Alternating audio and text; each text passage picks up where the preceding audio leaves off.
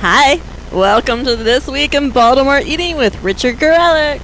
Join us here every Thursday at 12:30 to talk about everything food related in Baltimore. I'm Amanda, and that is Richard. I'm Richard. Hey, Richard. I'm Richard Listens. Richard listens and Amanda hears.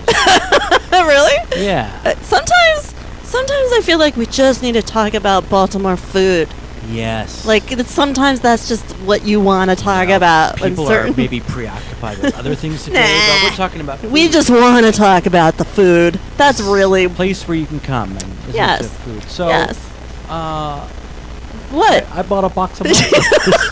As soon as I left last week's show, you were I went dying to Whole for Foods some and weirdness. I found the matzah eventually. What do you mean you found it eventually? It had to have been front and center. Nah, there might have been front and center, but often I won't see things that are front and center. Got it. I understand that. But I found there a Passover display, and I bought egg matzah, not realizing that egg matzah. I don't know how I didn't know this, but I didn't. What? Egg What didn't you know? Is for it says right on the box, egg matzah may be eaten only by the infirmed, aged, or children.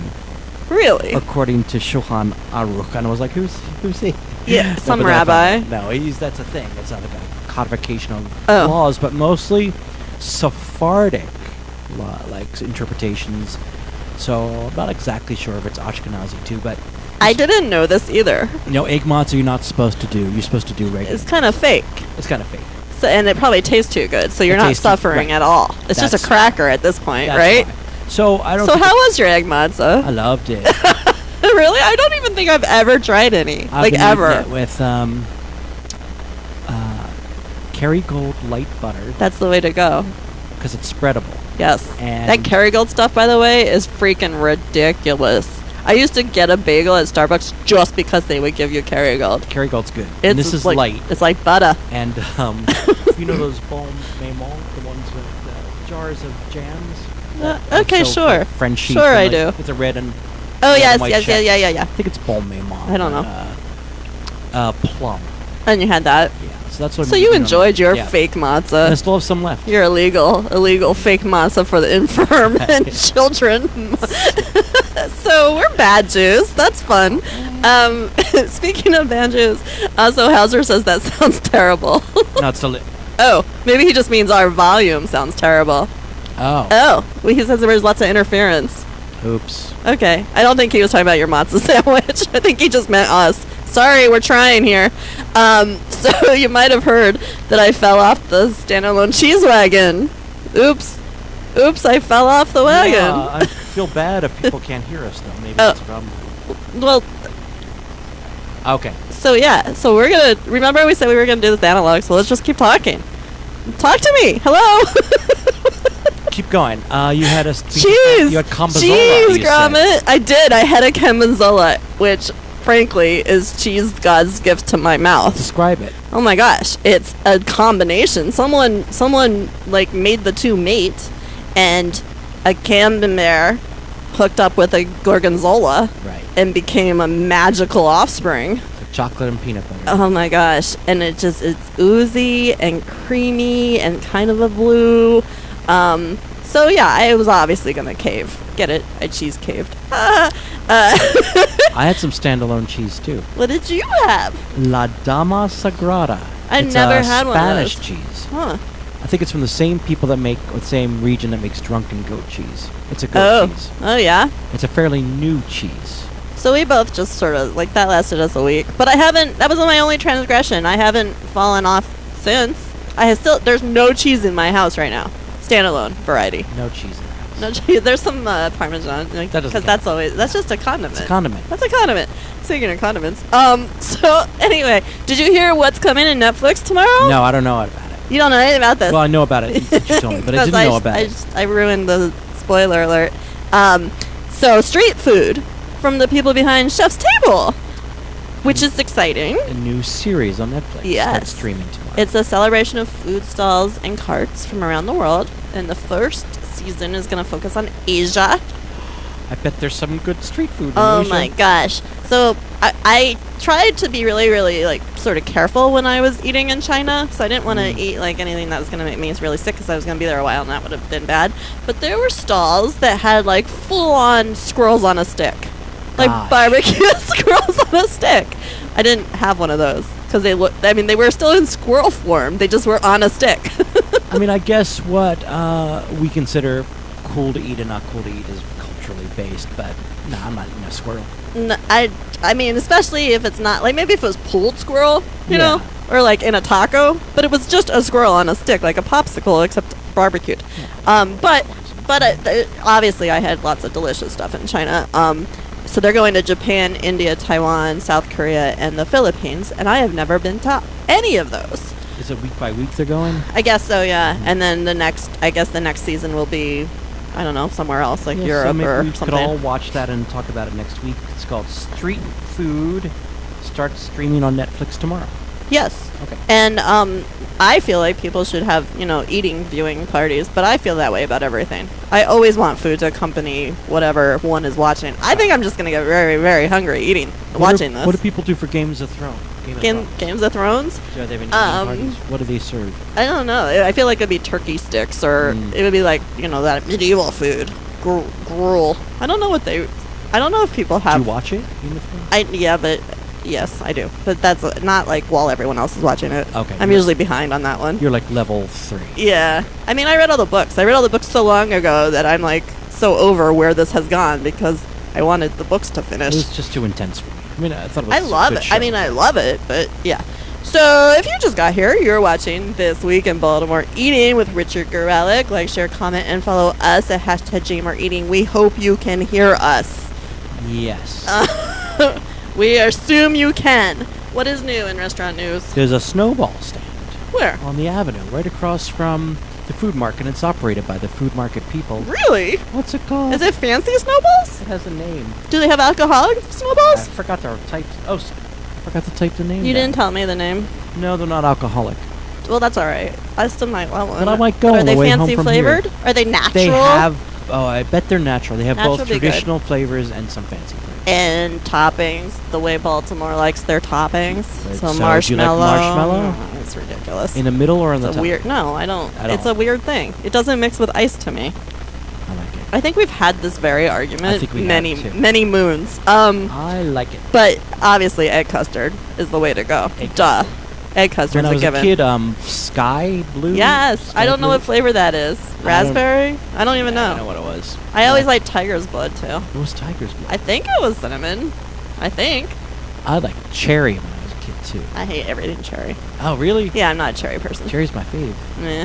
I like Great. I usually go for like chocolatey things or things that aren't fruits. I'm not of the fruit family. I'm more of a fruit for ice cream, and cherry's my favorite flavor.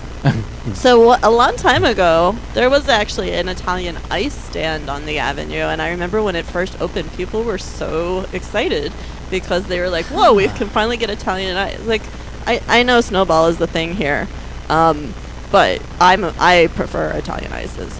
Is Rita's Italian ice? Yeah, but now it's like such a chained version of water ice.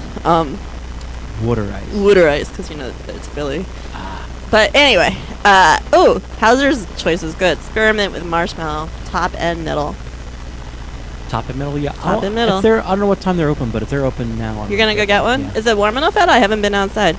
Yeah, it's warm enough. If warm enough, Mhm. yeah, do that. Everyone, go get snowballs. It's snowball season. Woo! So last week, speaking of snowball season, we briefly mentioned where to eat outside, and I think you thought of some more spots, but I'm gonna argue with you. But go ahead. Oh, I think I like sidewalk Hmm. places more than courtyards. No, I think I 100% disagree on that. That's fine. Yeah. Because my argument is we don't have wide sidewalks, right? So a lot of the places where you may go sit on a sidewalk, you're basically either in the street or people are like walking by and like grabbing your food or like leering at your food. Who grabs your food? So nobody has actually grabbed my food, but it's definitely a concern. But that's it's totally legitimate not to want to sit on the sidewalk. But I like sidewalk. And Sat then you're just there- like breathing in exhaust. Yesterday, I sat outside of Kunai Thai Where's that? in Mount Vernon, where Oh. Tyrese used to be. They have outdoor seats? A couple Like tables bistro there. tables? They have 4 little tables out there. I sat outside. It's so nice out, and I but I had something.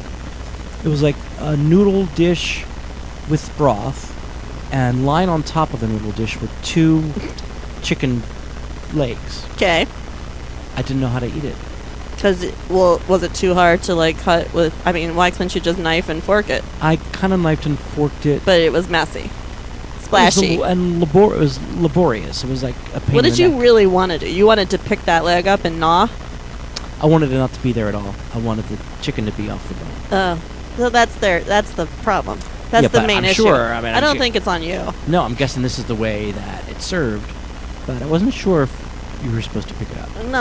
No, because it was saucy. It was That would saucy. be super messy. I would be covered in seconds. So I tried like knifing and forking at the chicken off the bone and trying to drop that chicken meat gently into the broth, but that was that was hard too.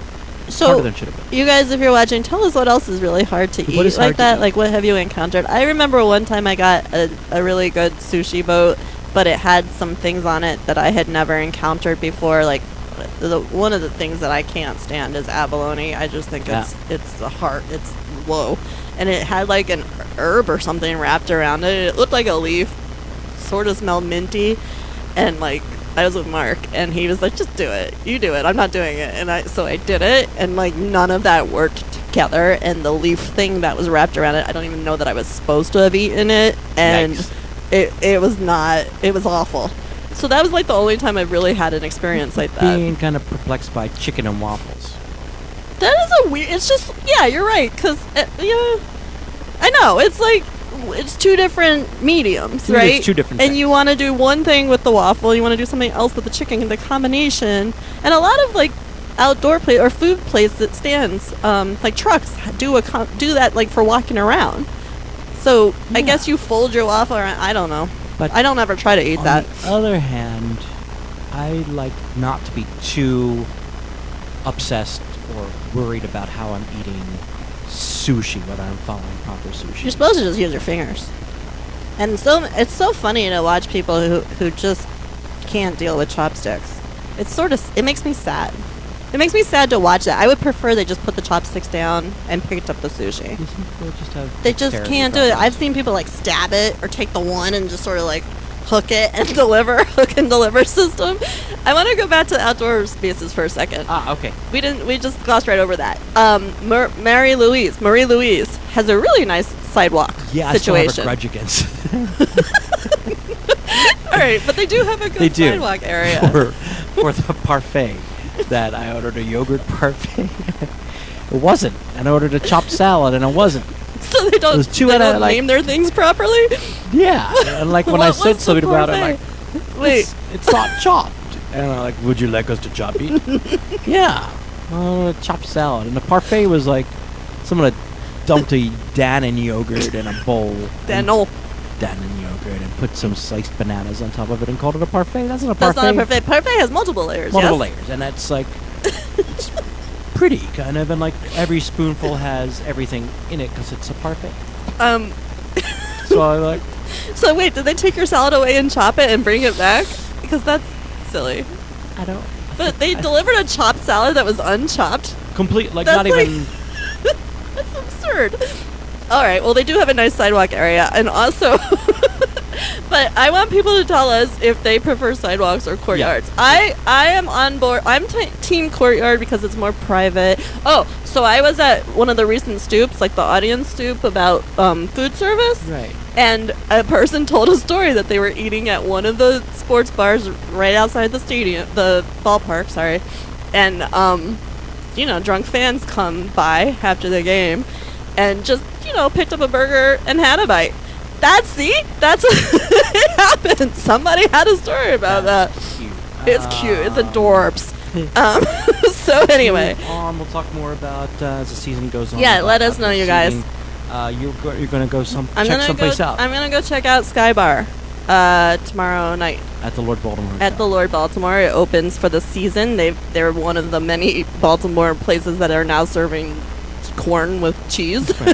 We talked about places that say they're rooftop, and This I is find out it's not a rooftop bar. It's actually legitimately open air and rooftop. Yeah. So hopefully the weather holds, because I don't know what they're gonna do if But it I doesn't. went to that place that's not open air, but it's so beautiful.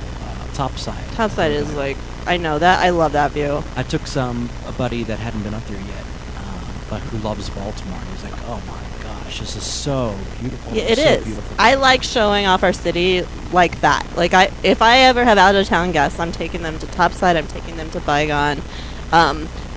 So you haven't done Bygone yet, but you will, because we're going.